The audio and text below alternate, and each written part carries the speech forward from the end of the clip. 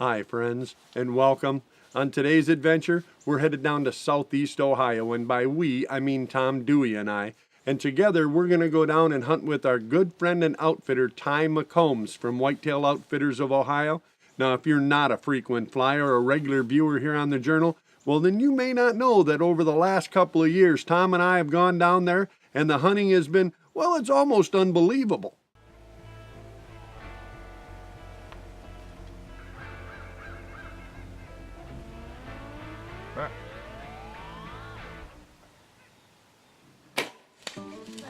Oh, a few stickers. Look at that.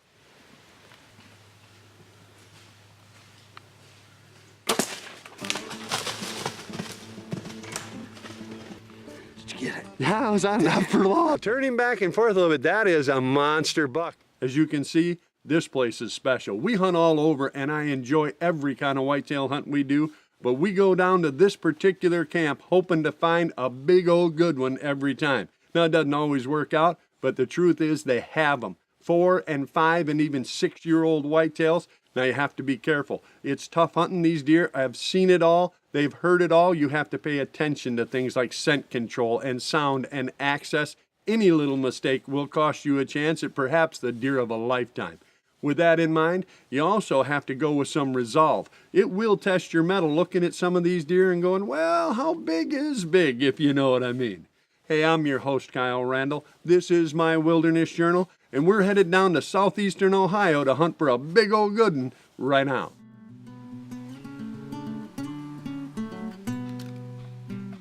That first afternoon found us on top of Tom's favorite hill in all of Ohio. And not long after we climbed up there, so did our first deer. A small buck was working its way up along the fence line. He wouldn't be a shooter for years, but it's always good to see deer movement, and the way he was bird dogging along the trail told me there was probably some rut activity starting. He would nose and move along, checking with each few steps.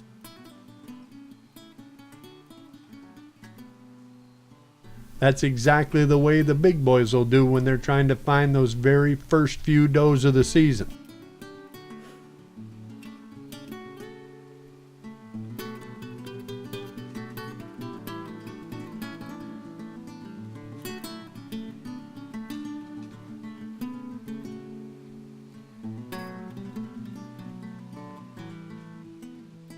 He worked straight in toward us until he caught a whiff of something he seemed to like.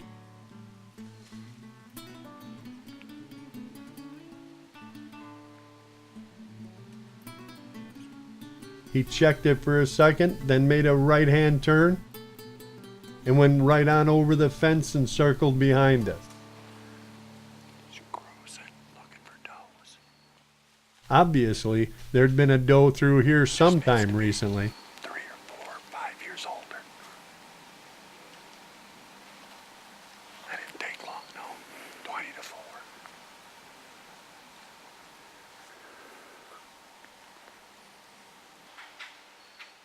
Not long after that little guy passed, we heard some squirrels barking. I looked down and a doe was working her way up the hill, headed over to our feed station. She kept looking up the hill behind us, and so did I, but so far at least, I couldn't see anything.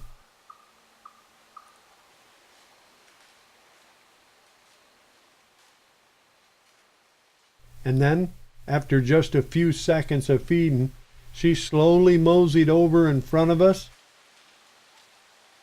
and laid down.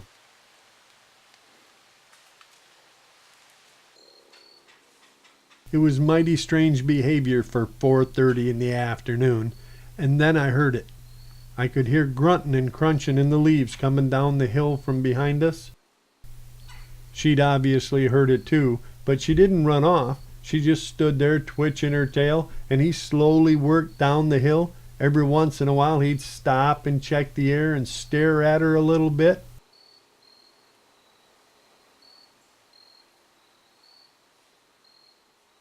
She stood there softly bleating at him, and every once in a while he'd stop and stare. He'd even grunt back at her a little bit, but he wasn't charging over there. It kind of reminded me of a dog chasing a parked car. He knew he wanted one, but he wasn't real sure what he'd do once he'd caught it.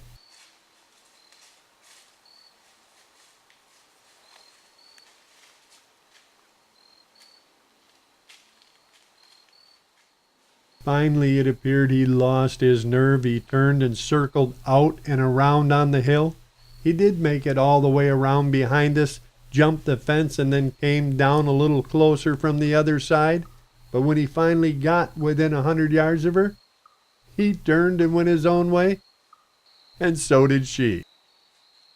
And that, I imagine, is how most first dates wind up. We may not have seen Mr. Big yet, but I did learn something that first day. I don't know if you noticed, but the doe in front of us was already starting to act receptive. It would only be a matter of time now before the rut kicked in, and once the chasing starts, believe it or not, it gets even harder to shoot a big old buck with a bow. If we were going to get this done, we needed to get it done right now.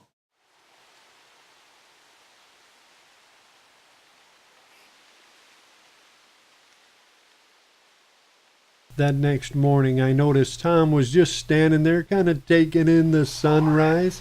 Morning. Beautiful morning. It is, too. So I whispered up to him I was going to do a little grunting and rattling, see could we pull something in.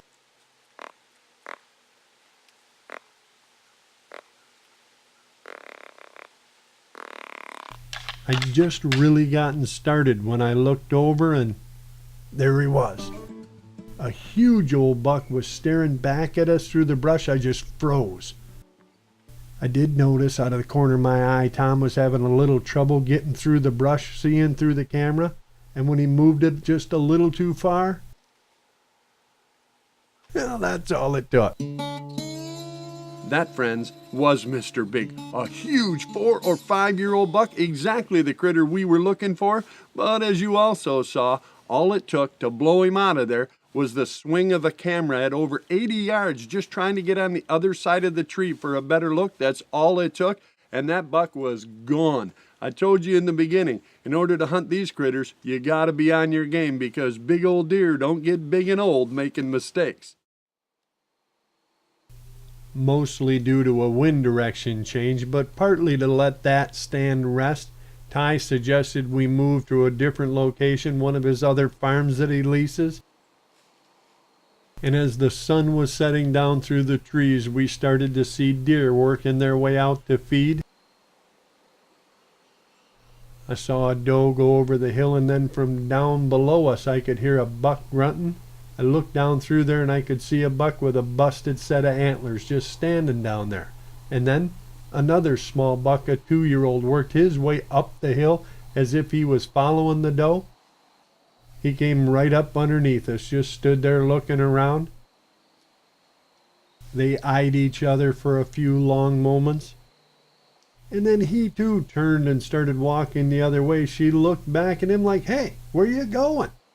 And he just walked off.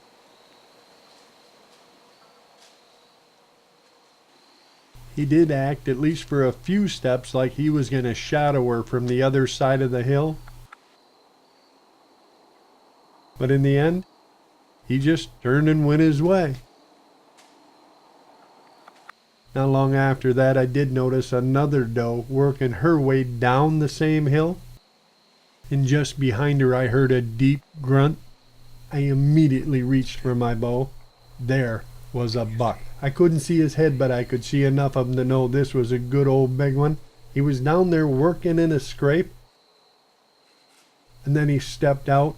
This was a truck of a deer. At least a 3 or 4 year old. This was truly a big buck. He had a kind of funky set of antlers. But if he worked his way down here, I was definitely going to take a run at him.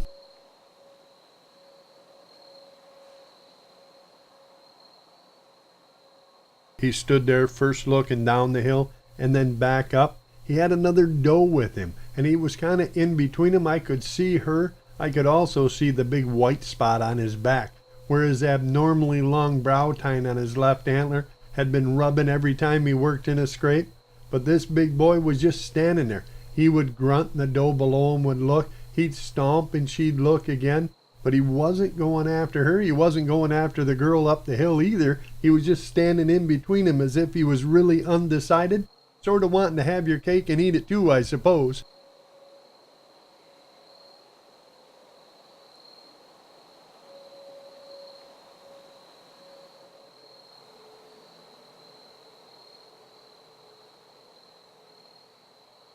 Long seconds passed, and then the doe above him turned and started working off the other way.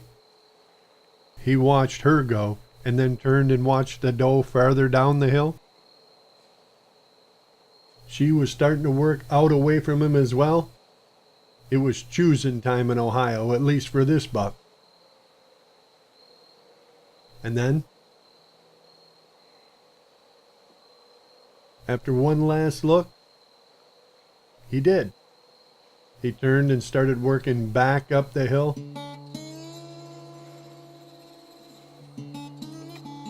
He made it as far as the scrape he'd been working in before. Can you see him?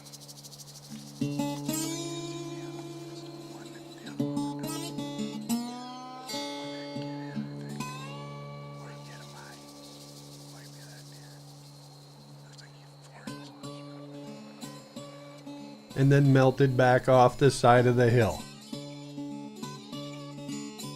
He chose the wrong girl. Yeah, he followed the wrong doe, at least for us. And had he come up there, even though he had kind of a funky rack, he was at least a 3-year-old deer. The kind of buck that's going to make you decide, is this what I came for or not? Yeah, unless, of course, he makes the decision for you. The next morning, I had just finished a little grunting and doe bleating when I saw this 8-point working his way in pretty quick.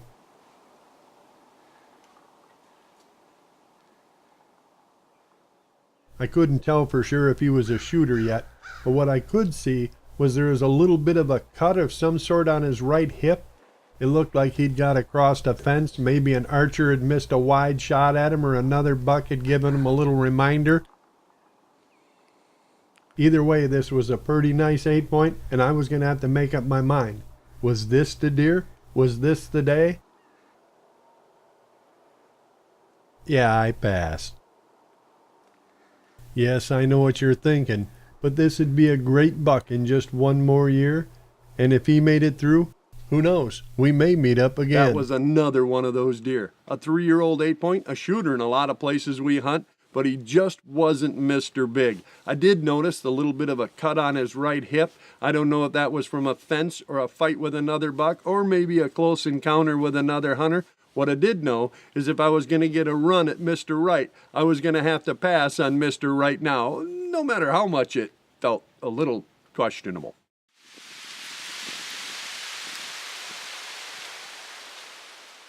That next day, it blew and blew so hard, we did go out and get in the trees, but we didn't see a deer moving anywhere.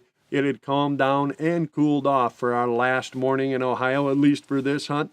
And I was still fairly certain we could pull an Ohio rabbit out of the hat, as it were, and at least get a run at a big old good one before we had to load it in the truck and head back to Michigan. I will tell you, though, I'd be lying if I said I wasn't at least a little concerned. We'd had a lot of success at this place, and we'd had it fairly quickly over the last couple years, and now we were down to our last day. So like I always say, if something was going to happen, it needed to happen right now.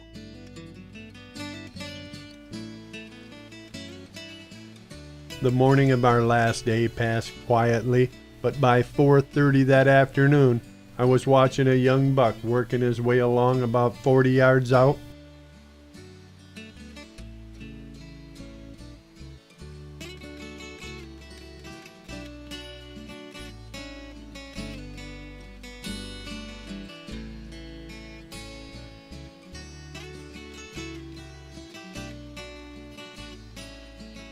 He worked his way all the way up to about 20 yards, and then he just stood there.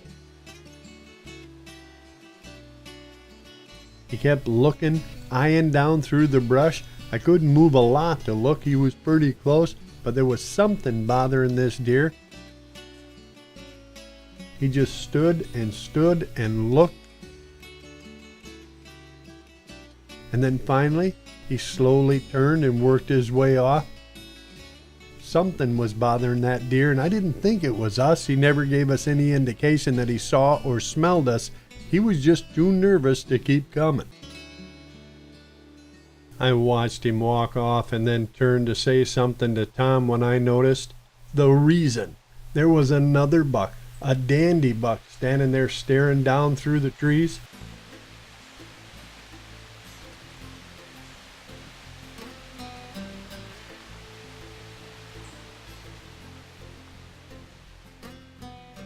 I ever so carefully reached back and grabbed my bow. He was definitely coming in, already within 40 yards, and if he kept coming on that line, he was going to wind up right out in front of us.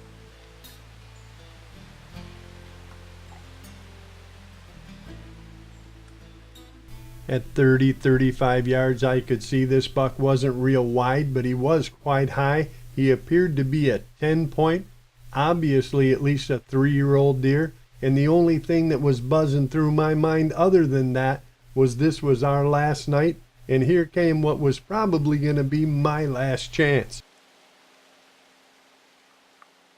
The buck stopped in some trees, and I ever so softly voice grunted at him, and he turned and started coming again. With every step, he was getting closer and closer.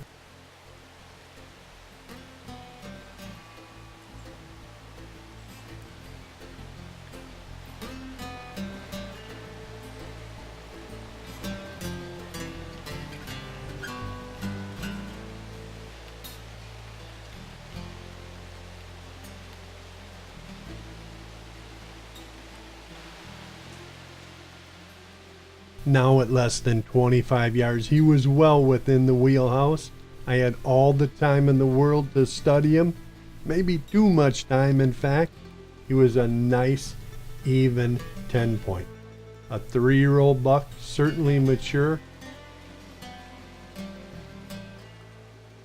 All I needed now was for him to get sideways.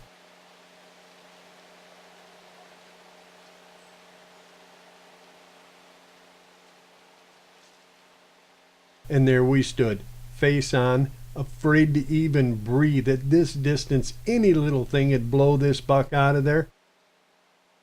He wasn't real nervous, but he was pretty cautious, and I knew the longer he was this close to us, the more likely it would be that something, anything, would grenade this. He was definitely interested in the smells coming out of my face scrape, but he still hadn't turned. And then finally he did. He turned and he walked back out a ways. I grunted at him real soft a couple times, and that turned him again. And then the dance started all over again. He'd take a step or two, I'd grunt at him a little bit, and he'd just stand there.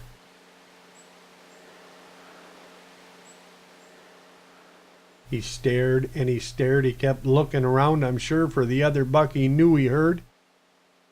He was still within range, less than 35 yards, but he was covered up. There was a lot of brush. I needed for him to turn a little bit, either go left or come back and get sideways. What he was doing, unfortunately, was just standing there.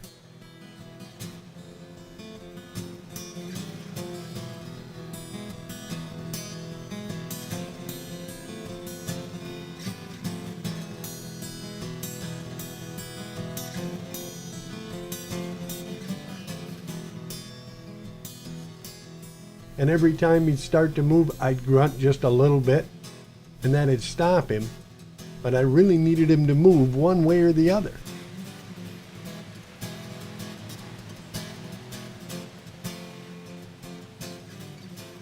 And then finally, when I thought for sure he was leaving, he changed his mind again, turned, and started coming in right straight out in front of us.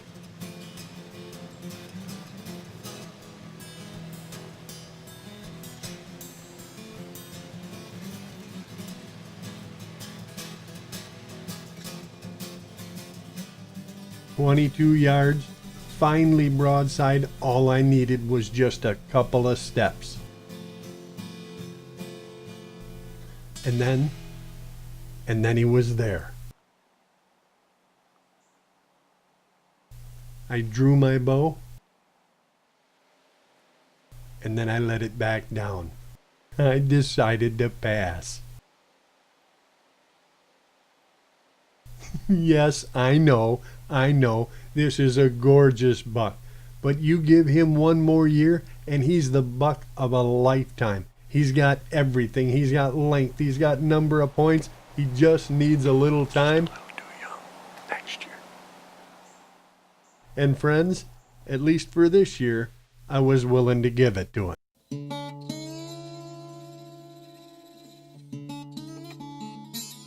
Friends, that was a mature, at least 3-year-old, totally wild, 10-point whitetail buck that I just let walk right by me on the last day of our hunt. Yeah, I know, right? It sounds crazy coming out of my mouth. And I can't tell you what Tom said when I passed that deer, but what I can tell you is every choice you make is one you have to live with. And if you intend to go out and hunt for really big bucks, deer of a lifetime as I like to call them, you have to make those tough choices, and you do have to live with them. That being said, I don't think it's ever been possible to shoot Mr. Right while you're dragging out Mr. Right now. It just doesn't work. And I truly believe that there are places where you want to test yourself. You want to go that extra mile to see if you can indeed succeed in a dream, because believe me, there's nothing wrong with dreaming. Hey, I hope we see you out there fulfilling a dream of your own. Maybe you can put your tag on a big old good one, and I can tell you I do have an ace in the hole. I thoroughly intend to go back down to Ohio for their late season and take another run at that big old buck, or maybe one even better, who knows. But either way, I'm going to go back to see Mr. McCombs before he comes up here to see us at our expo in January up in Cadillac, Michigan. And I might run into you. You don't know. If we do, you do know that we're going to stop and share that cup and a fire, tell a few deer stories. And if I don't see you there or at the expo up in January, I promise I'll wait for you right back here so we can share another adventure from my Wilderness Journal.